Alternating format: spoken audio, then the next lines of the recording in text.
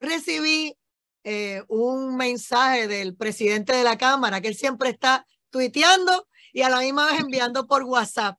Y él envió un cuadrito de todos los proyectos que se habían aprobado, los que le habían vetado, justificando su trabajo, diciendo el tiempo nos dio la razón, etcétera. Así que a mí me gustaría su opinión del trabajo que ustedes han estado haciendo y específicamente vamos al tema, obviamente, de Luma, que están la mitad de la isla diciendo que hay que cancelar ese contrato, la otra mitad quiere seguir dándole la oportunidad y han buscado todo tipo de estrategias en las últimas horas, ¿verdad? En los últimos días para tratar de aplacar las críticas del pueblo, pero parece que no ha bajado, sino que sigue aumentando la indignación. Vamos a ver qué nos dice Jesús Santa Rodríguez.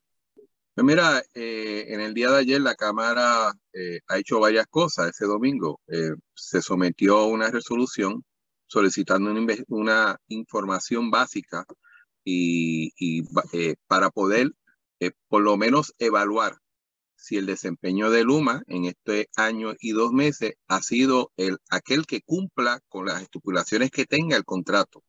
O sea, yo puedo entender y podemos variar de opinión si estamos a favor o en contra de ese contrato, pero si tú quieres tomar una acción que se sostenga eventualmente en un tribunal, tú tienes que demostrar si tú quieres continuar el contrato, que la persona está cumpliendo con el mismo, la entidad, o si tú quieres cancelar o no darle seguimiento al contrato, tú tienes que demostrar que no están cumpliendo con el mismo. Por lo tanto, la Cámara lo primero que hace o lo que hace en este fin de semana es una resolución que va a ser aprobada mañana solicitando un sinnúmero de información para poder evaluar y de una forma real y responsable determinar si ellos están cumpliendo o no con las métricas y los objetivos que tiene este contrato. Yo creo que ese es el proceso más adecuado. Y la Cámara ha sido bastante consistente fuera de las opiniones que pudiéramos tener cada uno de nosotros, porque hemos hecho distintos proyectos y distintas resoluciones buscando manejar el problema.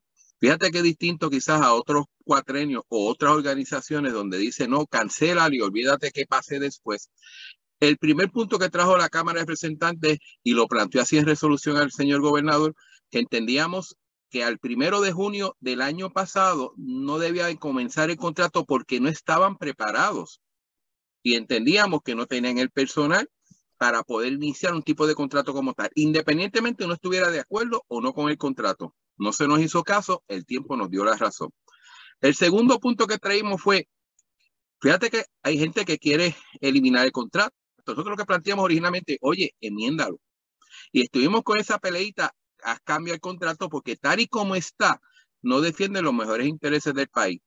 Yo insisto que en año y 2 meses nos han dado la razón. O sea, el contrato tiene unas lagunas que impiden que inclusive el señor gobernador que lo apoya pueda tomar acción para que se hagan las cosas bien.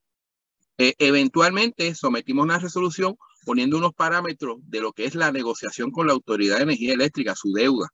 ¿Y por qué? Porque cuando tú vas a una mesa, tú tienes que saber qué objetivo tú quieres lograr.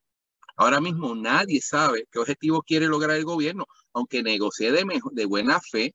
Yo creo que tú tienes que tener unos parámetros, un objetivo razonable. Mira, que la tarifa energética no suba de X cantidad o que el pago no sea tanto como tal. O sea, que el acuerdo que se quiera lograr haya un objetivo, cosa que el que va a negociar sepa qué tiene que buscar. De hecho, que yo sepa, cuando tú vas a una negociación, tú tienes unos objetivos que quieres cumplir y a veces los cumple a media.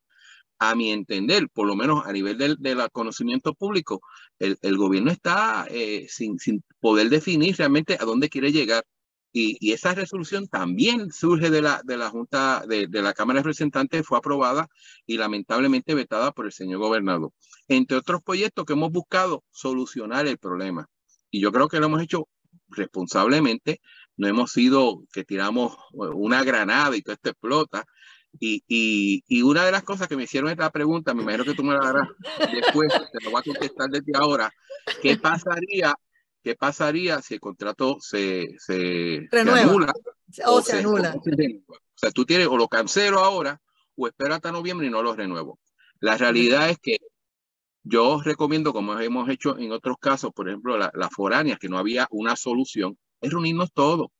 hay que estar en el Ejecutivo, el Legislativo, obviamente las distintas personas o entes que trabajan con el sistema eléctrico y sentarnos para crear algo que sustituya, si es que hay que sustituir la Luma, pero que lo sustituya bien. Tengo que ser bien honesto. Así como yo digo que cuando salimos de la quiebra no podemos hacer lo mismo que se hacía antes, tampoco podemos, si es que el contrato se cancela o no se continúa, ir a lo mismo que había antes también. O sea, yo creo que algo hay que hacer. No puede ser lo que había en el pasado, pero tiene que ser algo pensado en consenso y que todo el mundo apoye. Y yo tengo una pregunta. Cuando decimos no regresar a lo mismo, es que yo recuerdo cuando lo mismo era que estaba privatizado hace muchísimos años. Estados Unidos invirtió millones de dólares en crear lo que es la Autoridad de Fuentes Fluviales, ¿verdad? Ahora la Autoridad de Energía Eléctrica y demás. ¿Y cuándo se dañó? Cuando empezaron a politiquear y a crear puestos. Así que cuando decimos no regresar a lo que había antes, se puede regresar a ciertas cosas que había antes, eliminando la politiquería, y eso es lo difícil. Hablan de transparencia, pero yo no estoy segura que quieran sentarse porque, oye, ¿cuántos miles de dólares hemos gastado los puertorriqueños, porque es los chavos suyos y los míos, para que exigirle a Luma que entregue documentos que no ha entregado, ni al tribunal quería entregar, ni a la legislatura? Entonces, ellos tenían un contrato redondo donde si ellos demandan, nosotros pagamos, y si nosotros, el pueblo de Puerto Rico, quiere demandar, nosotros pagamos, o sea, pagamos los abogados de los dos lados. Un desastre. Tú tienes un punto muy fuerte y yo iba en esa línea. Cuando decimos que íbamos, o sea, ir al pasado no es no hacer lo que se hacía bien, es no hacer lo que se hacía mal. Y lo que se hacía mal, y esto hay que ser responsable y aceptar que sucedió en muchísimas administraciones, es que se utilizaba la Autoridad de Energía Eléctrica como un sitio de empleo, compensando a gente que se apoyaba políticamente. Más allá de que hay un montón de gente que están capacitada para ejercer sus cargos, hay que reconocer que había gente que no estaba capacitada para ejercer sus cargos.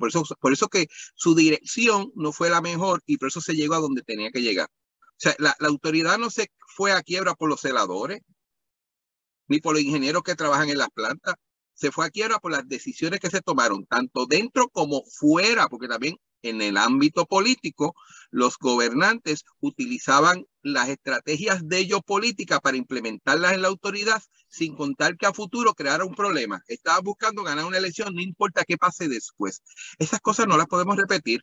Por lo tanto, el esquema que se haga, el que sea, tiene que estar alejado de eso y otras cosas más. Tenemos que ser eficientes, tenemos que ser costo efectivo y que ayuden no solamente a mejorar el servicio existente, que sea un proceso que facilite la reestructuración de la misma autoridad, entiéndase la infraestructura, la transmisión, la distribución. Tenemos 10 billones de pesos que todavía el día de hoy no se ha usado un centavo.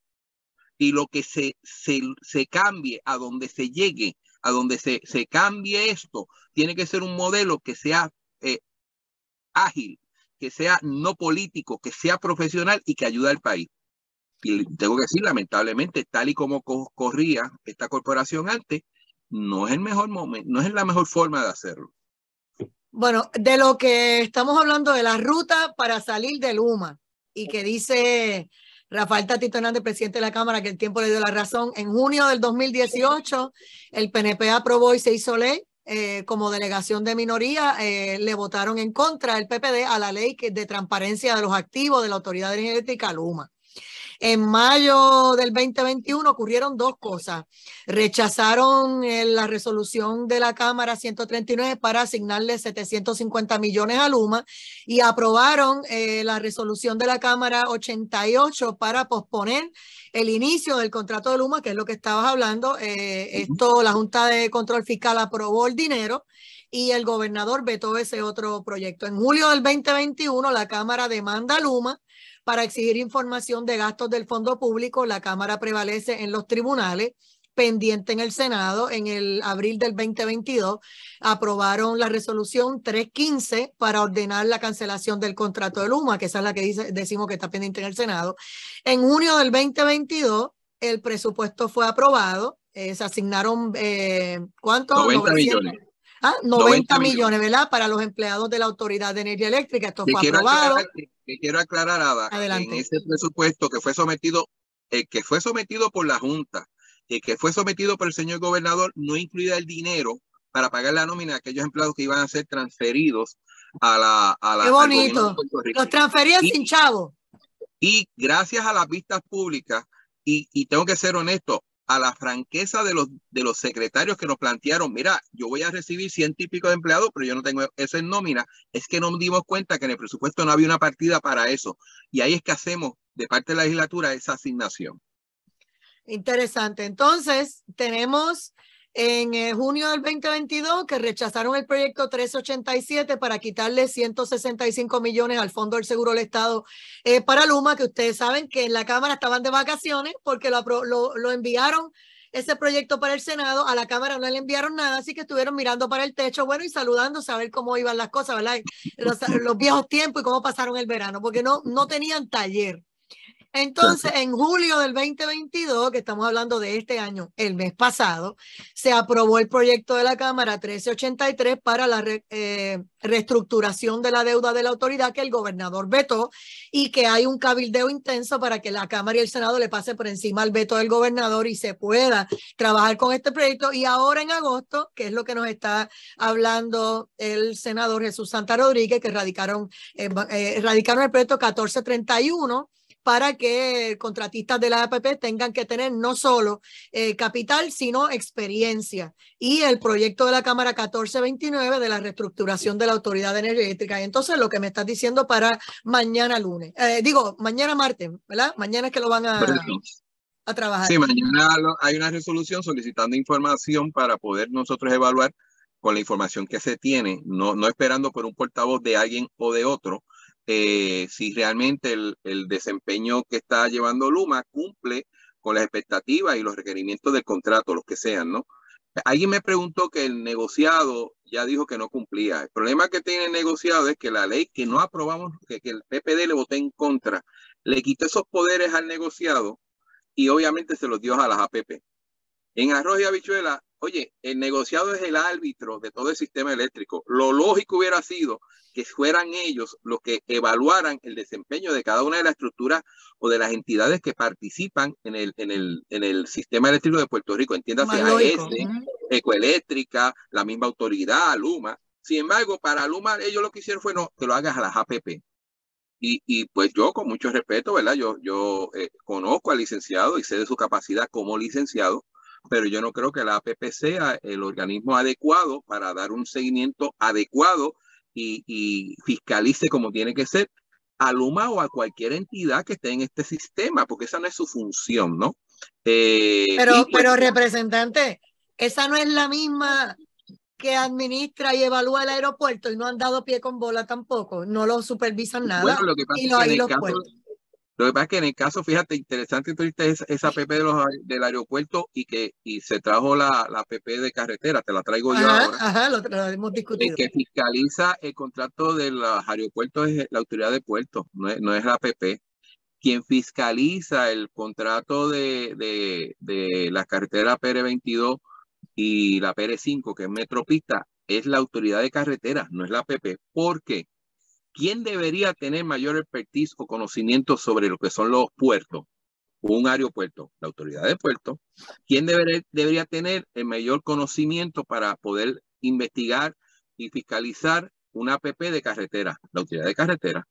Pues mira, si tú no querías, por ejemplo, utilizar la misma autoridad para que le diera seguimiento a ese contrato de Luma, que era un organismo, bueno, está creado, está la Comisión de Energía, que tiene unas personas que trabajan todo el tiempo con ese sistema y que deberían de conocer el sistema, conocen el plan y la política pública del país. Por lo tanto, ¿quién mejor pudiera haber determinado o evaluado o inclusive auditado y fiscalizado ese contrato? Pues mira, pudo haber sido el negociado, pero ni siquiera eso. Y yo creo que es uno de los defectos que tenía esa ley que nosotros pues no le votamos a favor, le votamos en contra. Es que yo recuerdo en un momento dado que aquí vino Carolina Catering, que es uno de los empresarios que da servicios en el aeropuerto de alimentos. Y ellos nos decían que prácticamente la autoridad de alianzas público-privadas, que era la que supervisaba en el área de los puertos, ellos habían tenido que erradicar una demanda porque esta gente no lo supervisaban bien y entonces le querían violar los contratos, los cánones de arrendamiento, la gente que habían, ¿verdad? Adquirido el aeropuerto de golpe y porrazo antes de que se venciera el contrato de los 20 años, pues ellos querían hacer lo que les diera la gana y esta gente pues tuvo que demandar y parar ciertas cosas. Por eso es que me acordaba de la alianza público-privada y la intervención que ellos decían que en más de 5 años no le habían requerido un informe a los aeropuertos, a los mexicanos, etcétera. Sí. Quiero ser bien claro, sigo insistiendo, quien le toca esa auditoría a la autoridad de puertos, pero eso no quita que tenga una injerencia la APP. La APP puede entrar, pero no es el fiscalizador principal. Ya. En ese sentido, el problema que tenemos con esta de Luma es que es el fiscalizador principal y a mi mejor entender no tiene la estructura para poder manejar un contrato de tal magnitud. Oye, y el contrato incluye la inversión de más de 10 billones de dólares en la reparación del sistema eléctrico, o sea, no es poca cosa. Y entonces, ¿qué hacemos ahora mismo con el Senado? Porque mi pregunta es, si ustedes han estado por esa línea en la Cámara y en el Senado, ¿qué están pensando ellos con relación a todo este esfuerzo que ustedes están haciendo para exigir a Luma y que cumpla con su contrato o lo que vaya a hacer el gobernador y que si es que es otra compañía, si es que va a regresar a lo de antes, pero obviamente sin la politiquería, etcétera, etcétera y más, etcétera? ¿Qué va a pasar? Pues mira, tengo que decirte que la mayoría de las medidas creadas en la Cámara han sido aprobadas por el Senado, quedan un par de ellas que están pendientes, o sea, realmente han actuado. Y entiendo que la persona que inclusive ha hecho vistas públicas sobre ese asunto es Javier Aponte Dalmau, que desde hace mucho tiempo ha estado detrás de dar seguimiento a lo que es la privatización de la autoridad. Recuerdo que le ha hecho unas cuantas vistas públicas, pero no he visto informes realmente. Pero tengo que ser justo, ¿no? En el sentido que aunque queda algunas, creo que es 1 o 2 proyectos pendientes en el Senado, el resto de los proyectos que tú nombraste fueron aprobados también allá. O sea que ha habido una continuidad del trabajo legislativo como tal. Bueno, entonces, en cuanto a la transparencia, porque fíjate que yo me entero por miembros de la UTIER y funcionarios de la Asociación de Jubilados de la Autoridad de Energía Eléctrica, de los planes que ellos tienen de cobrarle el 8% de interés a las personas que vayan a hacer plan de pago. Usted sabe que el que me está escuchando, que si en algún momento no ha podido pagar la luz porque era tan y tan caro el bill y usted en ese momento pues tenía unas medicinas, otra cosa que comprar, y decidió dejarlo para después, pues obviamente tiene que hacer un plan de pago porque tiene que pagar los 500 o los 800 o los 1,000 pesos de luz. Y resulta que ahora las personas de Luma ya están estableciendo un sistema para cobrar el 8% de interés. Y obviamente ellos no hicieron una comunicación oficial, por lo menos yo no la leí, yo me entero por estos grupos y estas personas y estas entidades que tienen la información de lo que está pasando allá adentro. Así que cuando hablabas de métricas y de metas, una de las cosas es que obviamente no sigan afectando el bolsillo del consumidor, tras que nos han espetado ya 7 aumentos, encima de eso también vas a incluir un interés. Mira, pues la persona nunca va a poder pagarlo, porque el interés tras el interés tras el interés jamás va a poder salir del bill de luz. Yo creo que ellos no entienden. Yo creo que puede haber uno que otro caso de una persona que intencionalmente no quiera pagar la factura de luz o que la robe, ¿no? Pero son los menos. Por lo general, cuando una persona no ha podido pagar una factura de energía es porque tiene una necesidad de salud, ha perdido el empleo, o ha tenido situaciones en su casa que ha tenido que utilizar el dinero en otras prioridades en vez de esa. Así que entendiendo eso es que en un momento dado, pues siempre ha estado, se permite un plan de pago. Pero el hecho del plan de pago no es tú sacar ganancia del mismo. La intención del plan de pago no es otra, es ayudar a la persona a ponerse al día en una cuenta que está atrasada. Correcto. A mí me parece que es usurero. No solamente cobrar un 8, ¿y por qué un 8? Imagínate. ¿Por qué? O sea, esto es un banco. De hecho, el servicio eléctrico es un servicio esencial, inclusive que mantiene viva a muchas personas. De vida o muerte. El hospital se quedó sin luz y ya ustedes saben lo que pasa en centro médico, el auxilio mutuo y todo lo que hemos visto. O sea, en un hospital en ese momento pueden haber estado haciendo una cirugía mayor. En algún momento hay personas conectadas a respiradores. O sea, de eso es que estamos hablando. La luz es esencial. Inclusive me parece, primero, bueno, el problema cuando tú tienes cuando privatizas un sistema es que lo convierte, en vez de un servicio al país, en un negocio. Y yo creo que eso son las consecuencias, primero, de por qué el contrato no tenía una cláusula que protegiera esa parte. Porque al final del día, cuando tú das un plan de pago es para que se ponga al día, no es para otra cosa. Con ese incentivo de pagar un 8% adicional, ¿tú crees que la gente se va a motivar a tratar de ponerse al día en su factura? O sea, yo siempre he dicho, o sea, tú puedes estar a favor de la privatización o no, tú puedes estar a favor de Luma o no, pero el problema principal es que con o sin Luma, o sea quien sea, el contrato no es bueno. Tiene muchas lagunas y qué raro que la mayoría de esas lagunas favorece a la compañía, no favorece al país. Y son demasiados miles de millones que están por entrar, algunos que han llegado, y nosotros queremos ver un sistema robusto y lamentablemente pues no es que en un año fueran a hacerlo todo, no, es que tampoco han hablado de lo que iban a hacer, excepto ir a colocar algunos bombillos y a colocar algunos postes y demás a sobreprecio también, porque le ofrecieron unos postes más económicos y ellos querían los postes que costaban cientos de dólares, no otros postes buenos. Y donde estoy, que es una comunidad acá, es en la loma del sector El 5 en Cagua, que tengo una reunión ya mismo con la comunidad. Una de las quejas que llegando me dicen es el alumbrado. Imagínate. O sea, yo puedo entender que Roma no se hizo en un día. Es más, vamos a una pausa que veo ya que estamos encima y eso es cierto, Roma no se hizo en un día, pero tampoco que nos engañen, que hagan las cosas. Pero yo estoy seguro que el primer año hicieron muchas cosas. Vamos a una pausa y regresamos en breve, esto es directo al punto. Y con los millones de otros más, se supone que estuvieran ya corriendo. Estábamos hablando y vamos a tomarlo donde lo dejamos, que Roma no se hizo en un día, pero se supone que algo debería estar ocurriendo. Me hablas de las luminarias y hablamos de una cantidad de postes que se van a estar instalando, creo que en 3 municipios para comenzar, pero es que cuando hablamos de tantos millones de dólares y tanto personal y tanto que se ofreció, que ya deberían estar corriendo para los 78 pueblos trabajando con todo esto y haciendo un plan bien orquestado. Eso de 3 meses adelante no tiene sentido, pero bueno, vamos a ver qué nos dice Jesús Santa. Ada, yo creo que es importante que la gente recuerde que aun cuando el contrato está vigente hace 1 año y 2 meses, el personal de Luma está aquí, estuvo en Puerto Rico cerca de 1 año antes. No cobrando, no de gratis, cobrando. Cobrando. Y no solamente reclutando gente, sino viendo el sistema. O sea, no me pueden decir que ahora el sistema es una sorpresa, que no sabían que había tantas cosas, porque entonces en 1 año no hicieron nada, pues estuvieron el año anterior, al comienzo del contrato, en la isla, con distintas personas, viendo qué era lo que había, y se supone que en ese proceso tú tienes un plan de qué hacer. Por lo general, tú coges las cosas más básicas. Y a nivel de lo que es el país, obviamente hay unas dinámicas de los sistemas de transmisión y distribución que se supone que en ese año y en este año, que ya van 2, tú estés claro de que, mira, de todo lo que hay que hacer, estos son los primeros proyectos, estos son los segundos proyectos y terceros proyectos.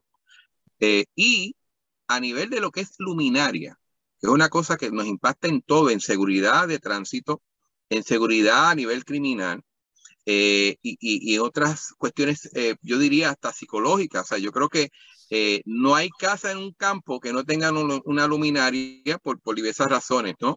Y en las urbanizaciones ni se diga. Mira, empieza con eso. Empiecen con eso y empieza de una forma ordenada. Los postes, todo el mundo sabe que después del huracán María hubo un sinnúmero de postes que llevaban 30, 40, 50 años, que quedaron en malas condiciones y que cuando llegaron a repararlo, estas brigadas norteamericanas, ellos no hicieron eso nuevo, ellos remendaron. Pues entonces trata de arreglar lo que se remendó. Llevamos 1 año antes que ellos entraran, 1 año después, y como te digo, yo estoy claro, Roma no se hizo en un día. Pero yo creo que el primer día empezaron ni en 1 año, ni en 10 años, pero yo estoy seguro que desde el día 1 empezaron a hacer cosas. Y parte de la frustración de la gente es que no ven eso en este contrato. O sea, la realidad es que empezaron con unas luminarias, pero no han culminado. Hay muchos sectores, como te dije, yo ahora mismo estoy en un barrio de Cagua y prácticamente la primera queja o de las quejas que se dan, una es la parte eléctrica. Obviamente uno puede entender lo de bajo voltaje y que se vaya a luz, pero lo otro es luminaria. Y yo no creo que tú tienes que ir al Congreso a 4 vistas públicas para identificar un dinero para poner luminarias en Puerto Rico. La O sea, yo no seguridad. creo que tú tienes que ir a FEMA a convencer a nadie. Y no creo que sea tan costoso. Pero yo creo que si tú empiezas, si Luma hubiera empezado a resolver los pequeños problemas y planificado, ¿no? Porque nadie sabe ahora cuál es el plan de trabajo. Eso se está haciendo. Pero ¿cómo es posible 5 años después de un huracán que tú no sepas qué vas a reparar o qué no vas a reparar? Y esas cosas frustran no solamente a uno. Cuando tú estás en la conversación coloquial con la gente, es lo que te plantean. Entonces, no es tan de gratis. O sea, no es tan de gratis. Y voy más lejos, que yo sepa qué dinero ha invertido Luma en Puerto Rico. Porque todo ha sido de la autoridad, del contrato que ellos tienen. Y lo que van a invertir prácticamente fondos federales. O sea, yo no he dado un chavo, estoy aquí, estoy cobrando. Pues mira, algo está pasando mal. Y yo creo que con el mayor respeto que se merecen, el gobernador tiene que ver eso y un poco mover el palo y verificar qué falta. Yo estoy insistiendo, el primer gran problema es el contrato. Quizás el otro problema es la misma Luma. No sé, pero es tan complicado. Y entonces la actitud de Luma, tú viste la conferencia de prensa. Yo no tengo problema que la haga en inglés. Yo entiendo inglés y lo hablo, pero el 80% del país no lo entiende bien. O sea, ¿a quién se le ocurre? Y entonces con esta única actitud, yo creo que tú haces una conferencia de prensa, tú que eres periodista, para tratar de informar. Y yo creo que si se estudia, me imagino, periodismo, ¿qué cosas no se deben de hacer? Debe coger esa conferencia de prensa y utilizarla de modelo. Si usted va a hacer una conferencia de prensa, no haga lo que hizo Luma, porque Luceman da la impresión de que no quieren dar la información. Si alguna cosa a nivel mundial ayuda a que las APPs tengan credibilidad, es la transparencia. Y aquí ha sido todo lo contrario.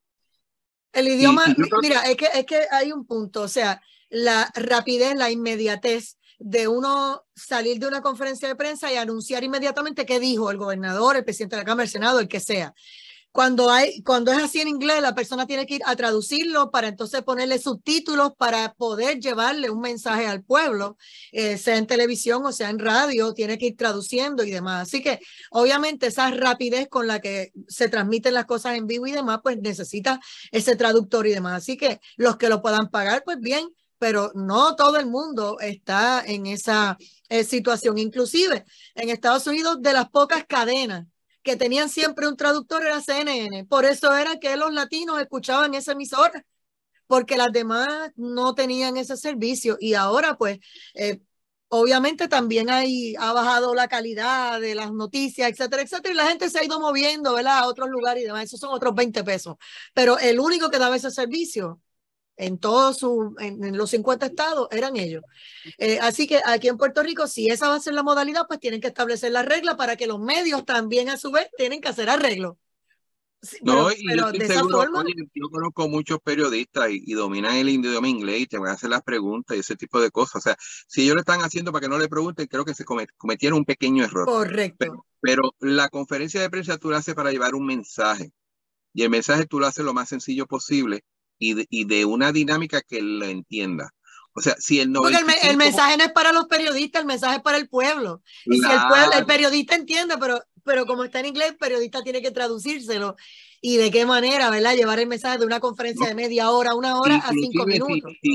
Digo, y verdad, yo sé que los periodistas tratan de darle la noticia tal y como está, pero si un periodista la interpreta de una forma distinta, se te fue tu mensaje. O sea, yo creo que tú tienes que, en este tipo de dinámica, si vas a comunicar y tienes que buscar una imagen de transparencia que ellos no la tienen. Desde el día 1 se elaboraron y no veo esfuerzo como para recobrarla. Tú tienes si el 95% de la gente en Puerto Rico entiende el español y un 20% entiende el inglés bien y un 40% con alguna dificultad, bueno, yo utilizaría el español. Que el presidente hable inglés, fantástico, como tú dices, ponle un traductor o cambiarle las letritas abajo para que la gente lea como en las películas. Y así tú logras que el mensaje que quiera dar, el que sea, llegue. Yo creo que eso es básico. O sea, yo no soy periodista, soy ingeniero y para mí es básico. Pero quieres que te llegue la información correcta, que el periodista que te la entregue, te la entregue bien. Claro, entonces da la impresión que lo hicieron a propósito. Hice una conferencia de prensa para que nadie me entienda y nadie me pregunte y ya cumplí. Entonces, ¿qué es esto? O sea, cae otra vez en este sello de no transparencia que tienen desde el primer día. Y al final del día, independientemente de todo, es dinero público. Y lo menos que merece la gente es saber qué se está haciendo y por qué se está haciendo las cosas con dinero público. Y yo creo que eso el país no lo perdona. Vamos, estén a favor o no, lo que esperan es que dime si es dinero que tú y yo estamos pagando una factura de energía, que inclusive los contribuyentes norteamericanos están pagando con el dinero que va a llegar para reestructurar el sistema. Lo menos que ellos tienen que ser es transparente de cómo lo van a utilizar el dinero y qué están haciendo y qué falta por hacer. Y no lo hacen. Yo creo que es trágico. Hay vamos a decir, aparte de la energía eléctrica, el agua también tiene mucho que ver. Y entonces resulta que cuando tú ves que la Autoridad de Acueducto y Alcantarillado te dice fuera de operación 2 bombas de la autoridad por la inestabilidad en el servicio eléctrico. Y asimismo están esperando un sinnúmero de servicios. Los agricultores están preocupados porque cuando vieron lo del 8% de intereses también pensaron, espérate, que ahora mismo esta agua que me llega a mí para el riego me llega, ¿verdad?, a un precio regular, esta gente me van a subir el costo. Y entonces está todo el mundo con el cuchillo en la boca, mira, no te metas conmigo, el otro, no te metas conmigo, dame la información correcta. Y entonces todo esto es poco a poco. Y por otro lado, hablamos del servicio de energía eléctrica renovable, pero lo que están hablando aquí es de plantas de gas. Y entonces los proyectos de energía renovable están como dormidos ahí.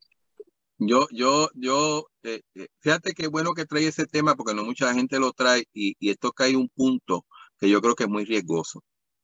La política pública del país desde el 2015, 2016, 2017 y 2018 que se revisó siempre ha sido el promover las energías verdes, las energías renovables. Siempre ha sido esa. Ahora mismo, como está la ley que se aprobó el cuatrienio pasado, hay un mandato para privatizar las plantas de energía. ¿Okay? Y uno dice, bueno, qué bueno, qué malo, ¿no? Pero ¿qué pasa cuando o sea, si tú tienes a la Compañía de Jesús Santa que está interesada en adquirir la planta de San Juan y yo hago un negocio, ¿qué tú crees que es lo primero que yo voy a buscar? Yo voy a atar a la autoridad diciéndole, toda la energía que yo genere, tú la tienes que comprar. Exacto. Si tú haces eso con todas las plantas, ¿qué espacio tú le vas a dar a crecer a la energía renovable? Porque quien te coge una planta, el ingreso va a depender de lo que tú me compres de energía. O sea, ese está aquí porque la autoridad se comprometió en comprarle toda la energía que ellos necesiten, por lo menos una cantidad. Ecoeléctrica está aquí por lo mismo. Y cualquier otro ente privado que compre o que rente o que opere una planta de generación de la autoridad va a solicitar, oye, lo que yo genere, tú tienes que comprármelo porque ese es su ingreso. Si tú haces eso y acomodas toda la energía a distintas plantas, ¿qué espacio le vas a dar a las fincas de placas solares, a los molinos, a las placas solares de las casas? O sea, estás de una forma indirecta yendo en contra de la política pública, que es tratar de reducir las emisiones de combustibles fósiles.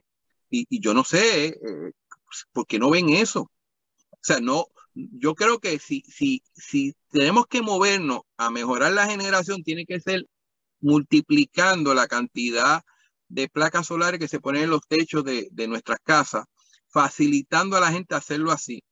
Y sobre todo si va a haber fincas o molinos promoviendo ese tipo de energía, porque al final del día es un precio estable, no depende de ninguna guerra, ni ningún precio de mercado.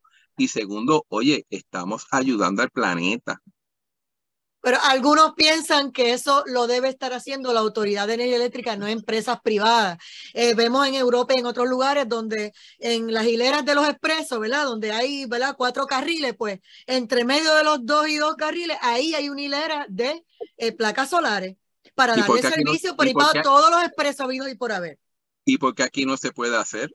Por eso, y en todos los lugares, en los techos de las casas hay, en los negocios, en los edificios del gobierno, de esos países, y entonces nosotros aquí seguimos perdiendo el tiempo, y el único que puede comprar ese servicio, que tenga los 20,000 o más para comprar estos servicios, pues son los que tienen, ¿verdad? Las placas solares con las baterías suficientes. El resto... Yo creo que una responsabilidad social, y no se hace, vuelve otra vez, de un día, Romanos, es un día, es que el gobierno de alguna manera facilite, promueva que la gente se vaya moviendo también a ese tipo de energía, y que no sean aquellas personas con mayores ingresos los que tengan la oportunidad. Yo creo que esto hay que hacerlo. Inclusive yo visualizo, ya sea el gobierno, llamarlo a través de la autoridad o quien sea quien haga esa gestión, y que la autoridad tenga ingresos por el mantenimiento de esos sistemas. Yo no tengo problema con eso. Al final del día, es una corporación que trabaja en un negocio de la energía. La ventaja de una corporación pública es que la ganancia se revierte en el país, distinto a una entidad privada, ¿no? Yo creo que hay que repensar todo esto.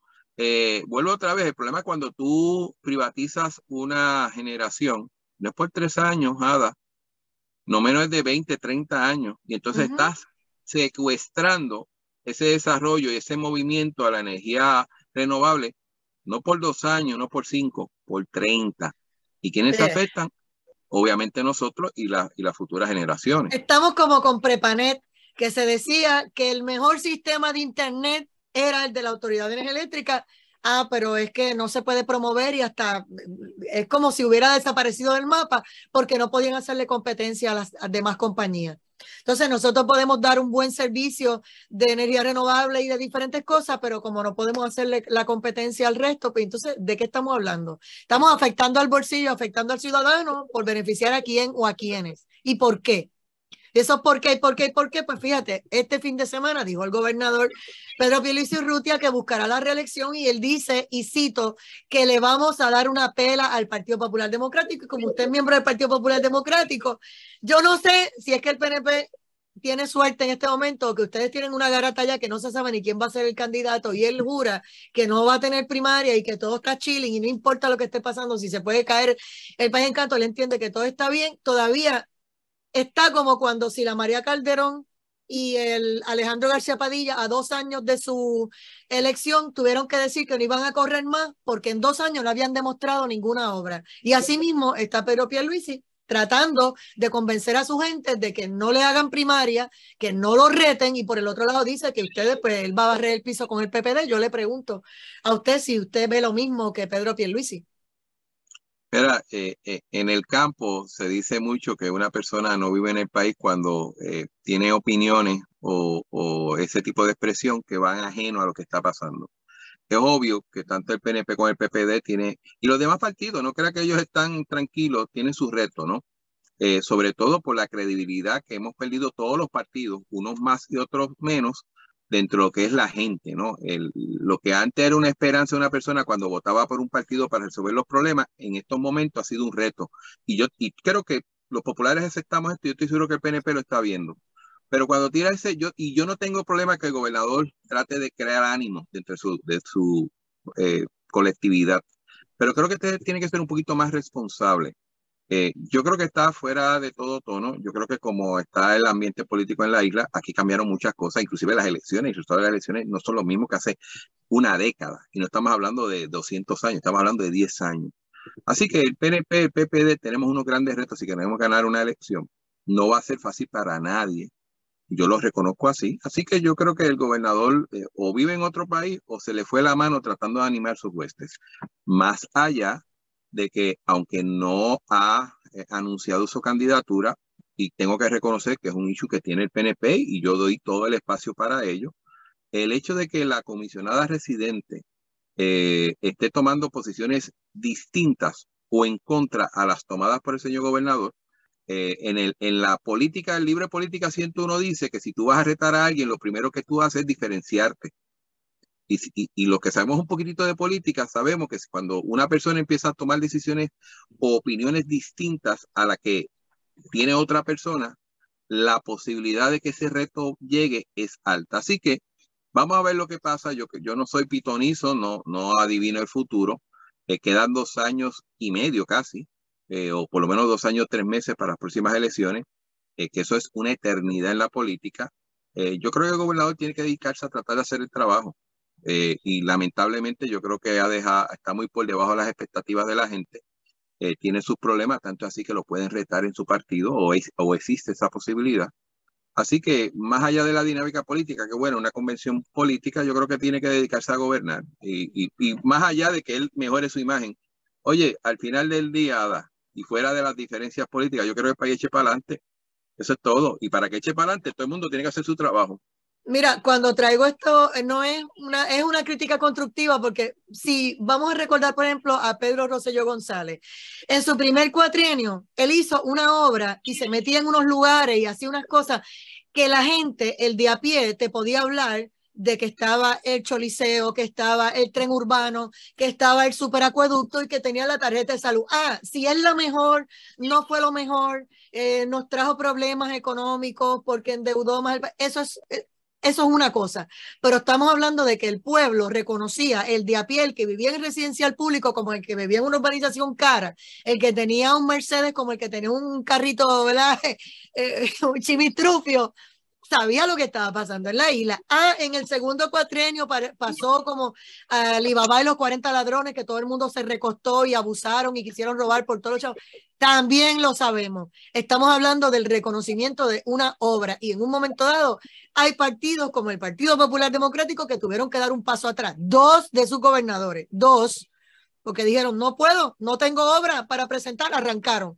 Así que los que dicen que están presentando obra, pues si la obra es la controversia con Luma y el bollete que tenemos aquí en el país, en la isla, en el país, como le dicen algunos, territorio, colonia, todo lo que quiera, yo no sé, pero yo creo que hay que poner los oídos en tierra y escuchar al pueblo. La mejor arma que tiene un incumbente en lograr una elección es presentar lo que ha hecho. Hoy. Tu obra hable solo por ti. Hoy.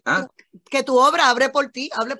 Claro, y hoy yo no veo que el país esté satisfecho con la obra del señor gobernador. ¿Quedan más de 2 años todavía? Sí, quedan más de 2 años todavía, pero los que hemos estado envueltos en el gobierno sabemos que si tú no creas unas bases, el primer año y medio, los primeros 2 años va a ser más difícil.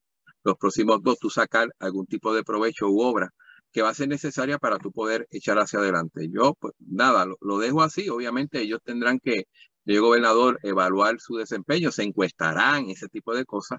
Pero tal y como suenan los vientos y los truenos, yo no creo que esa aseveración de que va a dar una pela sea del todo correcta. Al contrario, yo creo que una reelección de él está en veremos.